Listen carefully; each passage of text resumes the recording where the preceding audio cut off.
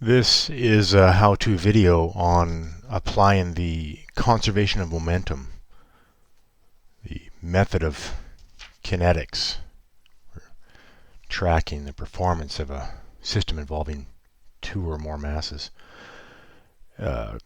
It's under the impulse and momentum heading, but of course, when you say conservation of momentum, there's no reference to impulse. Okay, so conservation of momentum is the momentum term. Let's remember here.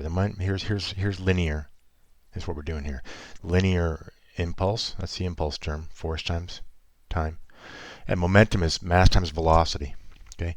If you're going to conserve momentum, you're only dealing with mass times velocity terms. Okay. So I have a question here. It's based on one out of a book, but here's a question. Okay. Two people are on a longboard. Two people are riding on a longboard.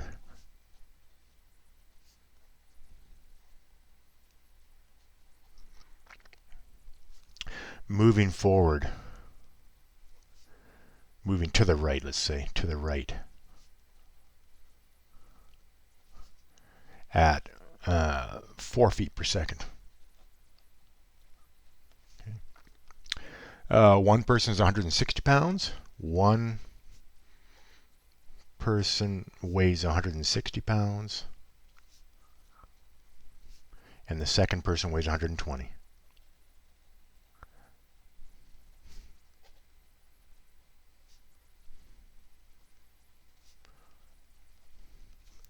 Okay.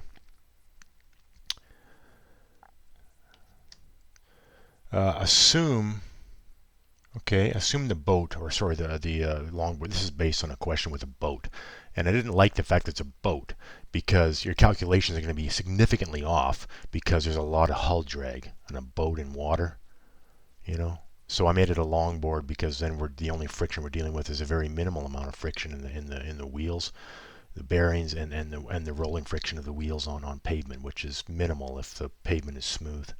So anyways, I made it a longboard. So one person weighs 160, one person weighs 120. The longboard weighs, I don't know, almost inconsequential, and I don't know how much a longboard weighs, but longboard weighs, well, it can't be more than 7 or 8 pounds. We'll call it 10 pounds. Okay. Okay. Part A. Determine velocity. Okay. Determine velocity of longboard and the 120-pound person and 120-pound person. If the 160-pound person jumps off the back, okay, jumps off the back at 7 feet per second, which is in the opposite direction to the longboard. Okay, that's part A. Part B. Same as A, but 160-pound person jumps off the front.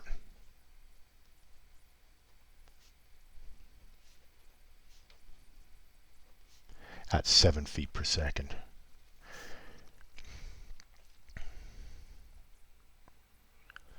And the third one is 120-pound person. And this is maybe the most relatable one. 120, I guess. 120-pound person is moving at 4 feet per second on the longboard. And the 160-pound person jumps onto it in the same direction at 7 feet per second. Jumps aboard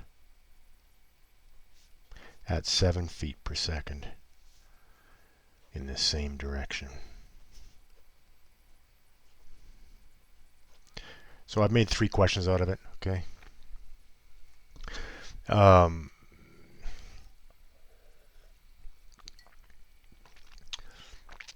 we're going to solve this one with conservation of momentum. It's a natural for that application. Okay. Conservation of linear momentum.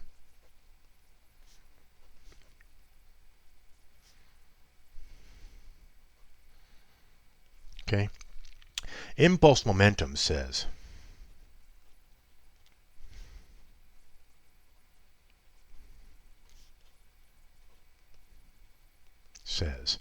F delta t equals m delta v. So only considering momentum,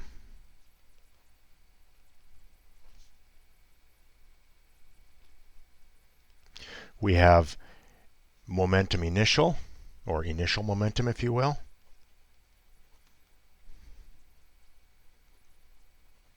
equals final momentum.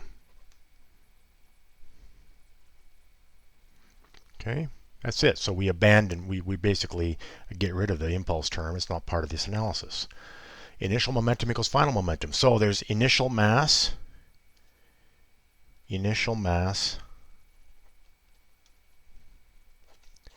times initial velocity equals final mass times final velocity. Okay, that's it. mv equals mv.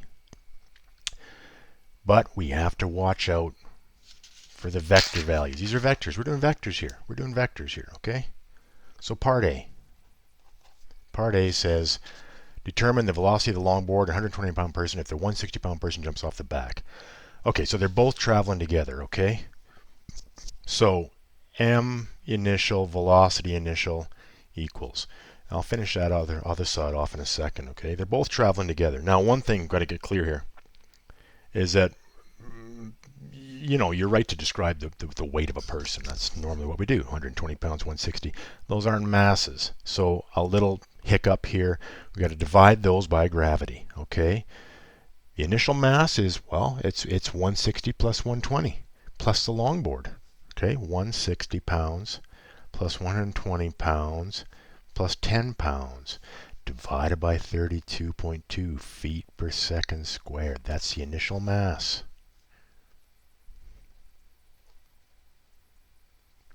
Mass. It's going to be in slugs. Initial velocity, 4 feet per second to the right. Okay, to the right.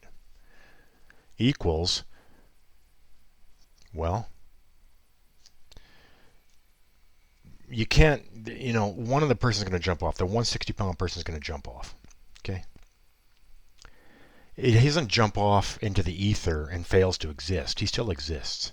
So you have to track now the mass as it splits up. So you're going to have mass initial V initial is mass 1 V1 plus mass 2 V2. So it's a coming apart. It's coming apart. Here's the initial condition. There's a certain amount of energy there. Now the energy is comprised of 2 different terms.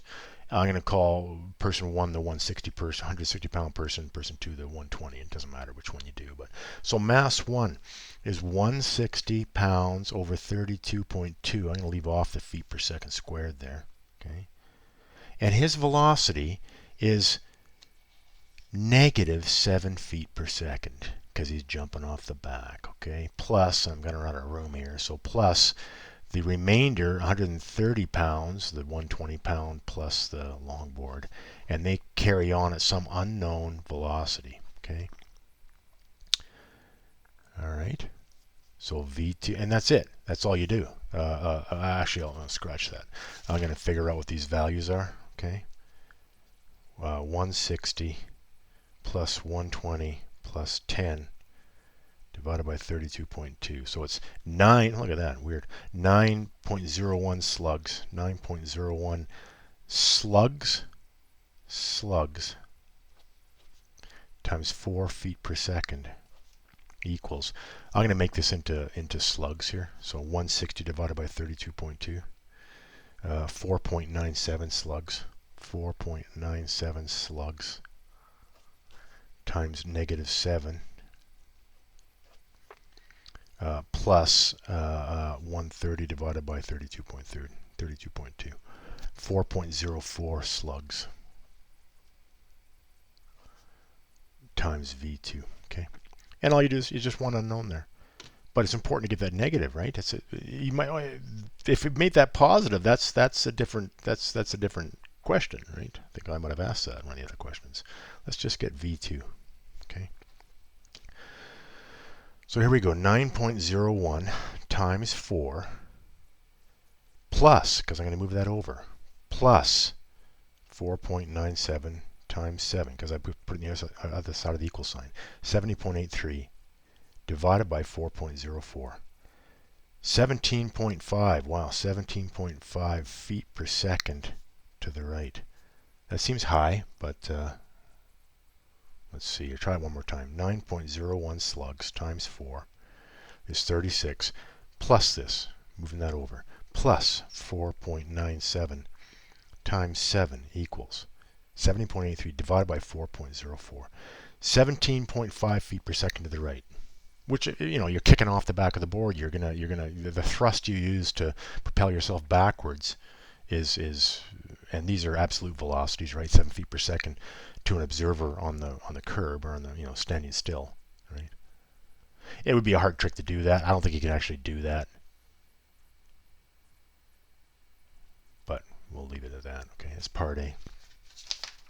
Part B says same as A, but the 160-pound person jumps off the front. This should slow it all down, shouldn't it? M initial V initial equals M1 V1 plus M2 V2. Two people on the longboard together, and then same thing. It's the same question, right? This is 9.01 slugs times 4 feet per second. That's the initial condition.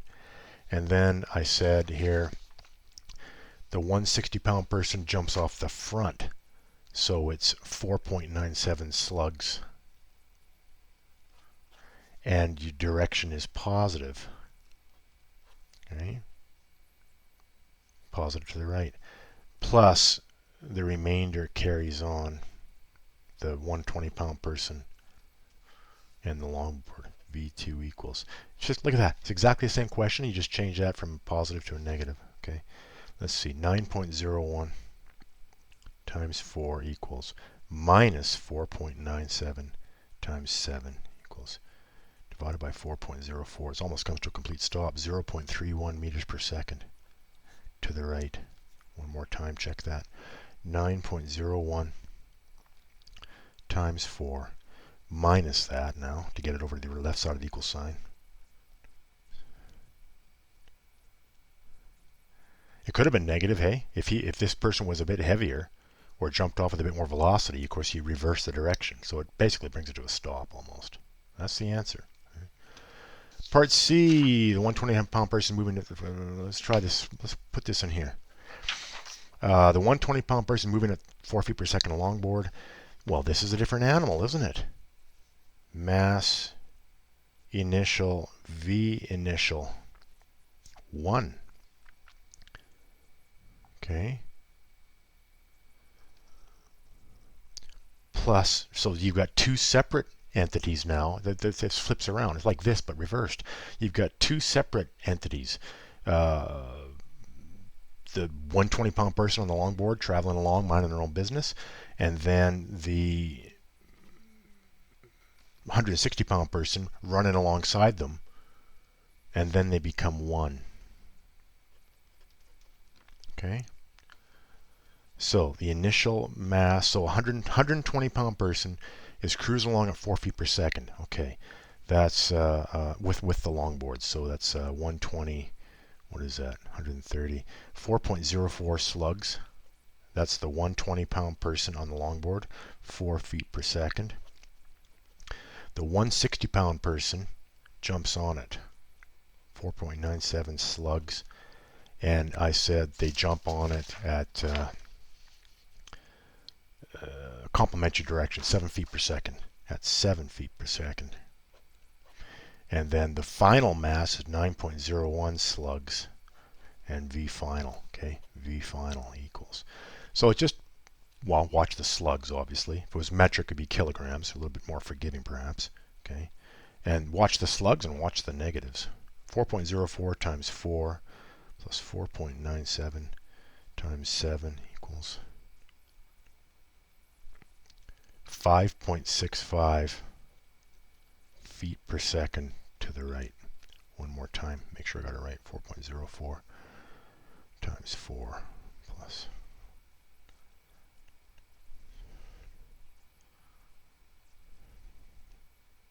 I think I'm pretty good. 5.65 feet per second to the right. Okay. There's a lot of optimism here. It assumes full energy transfer. You know, you can speak about efficiency of the system, how efficient. I've already made it a longboard, so the actual friction of the system is low. But even in the jumping and so on, it's, you know, the ultimate explanation, the ultimate example of this is those Newton's cradle toys. Hey, those little steel balls that are in the you know, there's half a dozen steel balls slung from some nylon wire in a cradle, and you in that case, because there's minimal friction and almost perfect energy transfer from one ball to the other because of their stiffness, these calcs are darn near perfect. But the more you get away from that you know, theoretical perfect system, Newton's cradle, to something more like people jumping on and off longboards, you introduce energy losses, or, you know, friction and so on, that would, these are optimum. These are optimistic numbers. You know, the final velocities are going to be less affected. Okay, but in the ballpark. In the ballpark. I'm not saying, you know, give up. This is not worth doing. It gets us close. Okay, very close. All right. Good luck to you.